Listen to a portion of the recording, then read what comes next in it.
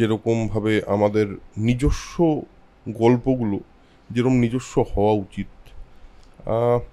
তোমার মানে তোমার ফিল্ম মেকিংয়ের প্রসেস বা তোমার গল্প বলার প্রসেসের ক্ষেত্রে তোমার কি মনে হয় যে একটা মানুষের পার্সোনাল কোনো একটা কিছু সেই গল্পটার মধ্যে থাকা খুব জরুরি, এটা তোমার মনে হয়? বা পার্সোনাল এক্সপিরিয়েন্স হতে পারে, বা পার্সোনাল গল্প বলার ইচ্ছে হতে পারে, বা কোনো কিছু যেটা খুবই ব্যক্তিগত অ্যাটাচমেন্ট ওই গল্পটার সঙ্গে, সেটা কি থাকা খুব জরুরি বলে তোমার মনে হয়?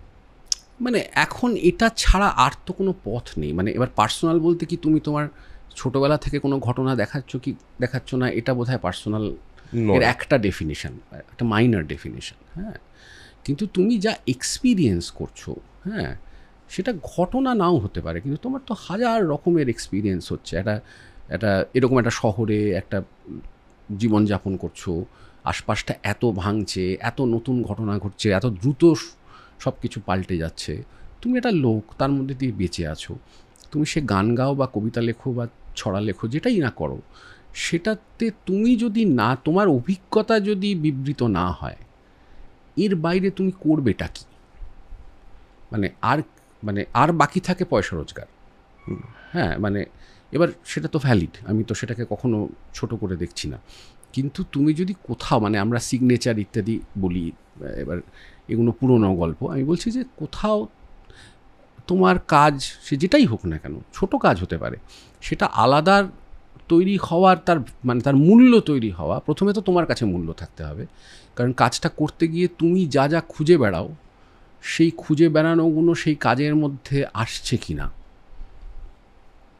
সেটা তোমাকে আনন্দ দেবে, সেটা তোমার প্রাথমিক রোজগার। তারপরে সেই খুঁজে বেড়ানোগুলো যদি কোথাও কানেক্ট করে অন্য একটা লোকের সঙ্গে, একজন দর্শকের সঙ্গে, বা যারা কাজ করছে তোমার সঙ্গে, তাদের ক্ষেত্রেও খুব জরুরি। এইগুলো হচ্ছে পড়ে পাওয়া 14 আনা, বাড়তি বাড়তি বাড়তি। হ্যাঁ, কিন্তু তুমি মানে তোমার নিজের যে চর্চা, সেই চর্চার বাইরে কিছু করলে আমি জানি না তুমি কি করবে। তার কারণ হচ্ছে যে তোমার তো কোনো দাঁড়াবার জায়গাটাই তৈরি হয় না। তো সেই অর্থে পার্সোনাল না হওয়ার তো মানে আর তো কোনো উপায় দেখি না এখন। আগে যে সমস্ত ছোটোবেলা থেকে আমরা ধ্যান ধারণা নিয়ে যে বড় হয়েছিলাম, মানে ছবি করে সমাজ পাল্টানো যায় কি যায় না, হ্যাঁ, সেই ডিবেটগুলো এখন নতুন করে তৈরি করার আর কোনো মানে নেই। অন্তত আজকে 2024-এ আমি এই কথাগুলো বলতেই ভরসা পাই না। ঠিক আছে, তো আমার অত বড় কোনো দায়িত্ব নেই, আর ওই দায়িত্বগুলো নিয়েও কোনো লাভ নেই। হ্যাঁ, তো আমি শুধু আমার যে রোজকার যে আনন্দ, দুঃখ, ক্লেদ, হতাশা, বোরডাম, রাগ, যা যা হচ্ছে, তার যে ট্রিগারগুলো, সেই ট্রিগারের ম্যাট্রিক্স খুঁজছি আমার কাজের ভেতরে। তো মানে আমি তো মানে আমার বায়োগ্রাফি রচনা করছি সেই অর্থে। এর বাইরে আর কি আমি করতে পারি আমি তো জানি না।